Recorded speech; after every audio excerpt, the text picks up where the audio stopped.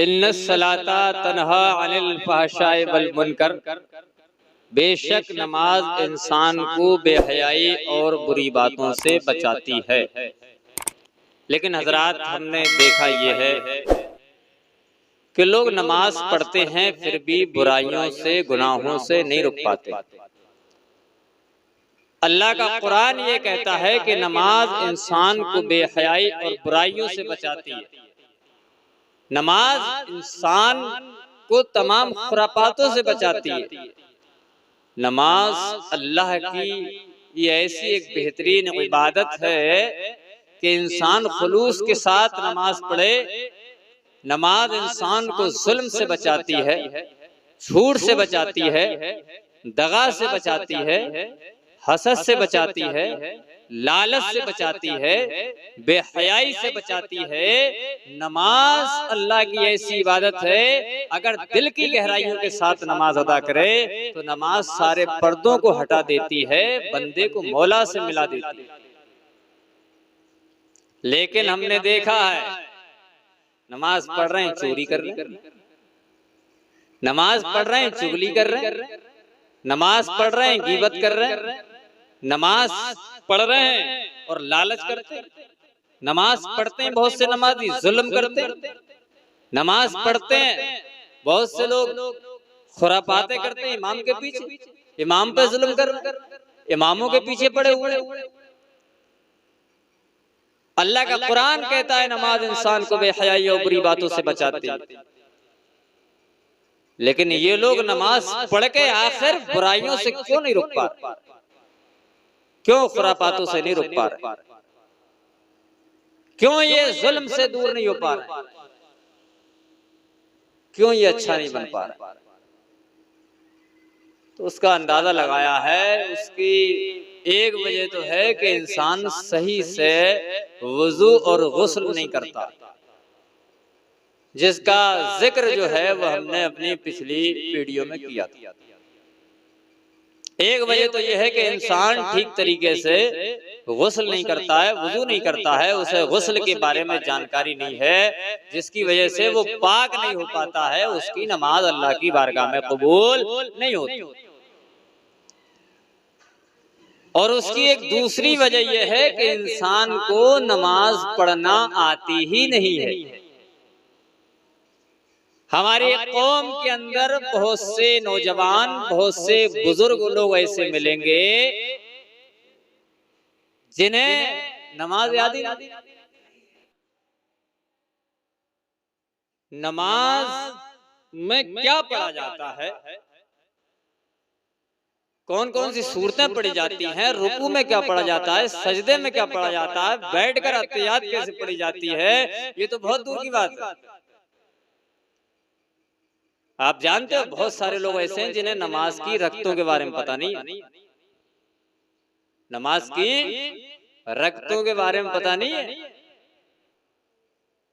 एक बुजुर्ग आया मेरे पास, मैंने उससे नमाज के बारे में समझाया तो वो कहने लगे कि आलिम साहब, हजरत हमें नमाज ही याद नहीं, हमें नमाज सिखाओ, नमाज पढ़ना तो बहुत दूर की बात है, कौन सी नमाज में कितनी रकतें पड़ी जाती है हमें वो भी पता नहीं है। हमने पूछा भाई 60 साल तक क्या करते रहते? बोले 5 टाइम की तो पढ़ते नहीं है, जुमा पढ़ते हैं, किसी दाढ़ी वाले के बराबर में खड़े हो जाते हैं, उसकी नकल कर लेते हैं, जितनी ये पढ़ेगा उतनी मैं पढ़ूं। नकल करी हमने जिंदगी भर, लेकिन नकल में एक दफा फंस गए। उन्होंने बताया कि नकल में हम फंस गए। एक दफा हमें जुमे की नमाज पढ़ना थी नई जगह थे हम, किसी शहर के अंदर। हमने कहा यार कोई दाढ़ी वाला आए उसके बराबर में खड़े हो जाएं, जिसे पूरी नमाज याद हो, तो उसके पीछे पीछे हम पढ़ते रहेंगे। एक दाढ़ी वाले आए, वो हमसे भी ज्यादा उम्र दराज थे, वो खड़े हुए, जैसे ही उन्होंने नियत बांधी हमने भी नियत बांधी, पढ़ ली सुन्नतें। उसके बाद जुम्मे की नमाज जब हो गई, इमाम साहब ने 2 फर्ज पढ़ा दिए, उसके बाद जब उन्होंने नियत बांधी तो हमने भी नियत बांधी। वो रुकू में हम रुकू में, वो सजदे में हम सजदे में, वो अत्तहियात में हम भी अत्तहियात में। 2 पढ़ी, 4 पढ़ी, 6 पढ़ी, 8 पढ़ी, 10 पढ़ी, 20 पढ़ी, 24 पढ़ी, 30 पढ़ी। नमाजी धीरे धीरे मस्जिद से निकलना शुरू हो गए। 1 गया, 2 गया, 50 चले गए, 100 चले गए, पूरी मस्जिद खाली हो गई। लेकिन हम दोनों पढ़ने, वो सोच रहा था ये खत्म करें, वो सोच रहा था ये खत्म करें, दोनों जो है टटे पड़े थे नमाज पढ़ने के लिए।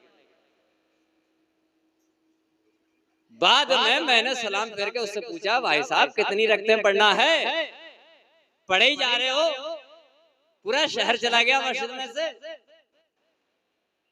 तो वो बुजुर्ग कहने लगे कि भैया मुझे खुद याद नहीं, मैं तुम्हारी नकल कर रहा था। अंदाजा लगा 60, 70 साल के ये बुजुर्ग, कभी भी मौत जो है अपनी आगोश में जकड़ सकती है। वैसे भरोसा उसका भी नहीं है जो माँ के पेट में है और ऊपर वास कर जाती है। दुनिया से बाहर आया, अभी एक सांस ली है और अभी उसकी रूह परवास कर दी। भरोसा 1 साल के बच्चे का नहीं, 10 साल में भरोसा नहीं है, जवानी में भी रूह परवास कर जाती है। लेकिन बुढ़ापे के बाद तो कोई डिग्री नहीं है। बच्चा सोचता है मैं जवान हूंगा, जवान सोचता है मैं बूढ़ा हूंगा, लेकिन बूढ़े क्या सोचते हैं? बूढ़े को तो फिर यही है कि जो दिन कट रहे हैं अल्लाह का शुक्र है, उसके बाद तो मौत ही आना है। ये 60, 70 साल के बुढ़े हो गए, इन्हें नमाज याद बहुत दूर की बात है, इन्हें नमाज की रखते नहीं पता, नमाज की रखते नहीं पता है। बड़े अफसोस का मकाम। तो मेरी गुजारिश है आप लोगों से कि अपने अपने इमामों के पास बैठो, मदरसों में मुदर्रिसों के पास बैठो, इमामों के पास बैठो, इमामों के पीछे खुराफात करना छोड़ो कि मस्जिद में झाड़ू नहीं लगी है, कि यहाँ जाला आ रहा है, कि इमाम घर बहुत जाता है, कि इमाम चीख के बाद बोलते हैं, कि इमाम ने हमारे बच्चे को मार दिया, या खुराफातें करना छोड़ो, इमामों के पास बैठो, उनसे नमाज सीखो, पाकी नापाकी के बारे में दीन की जो जरूरी जानकारी है वो हासिल करो, बहाना नहीं चलेगा। इमामों के पास बैठ के अपनी नमाजों को दुरुस्त करो, मदरसों के मुदर्रिसों के पास बैठ के अपनी नमाजों को दुरुस्त करो। और हर माँ बाप की जिम्मेदारी है कि 5 मिनट रोज 5 मिनट अपने बच्चों को अपने पास बिठाएं।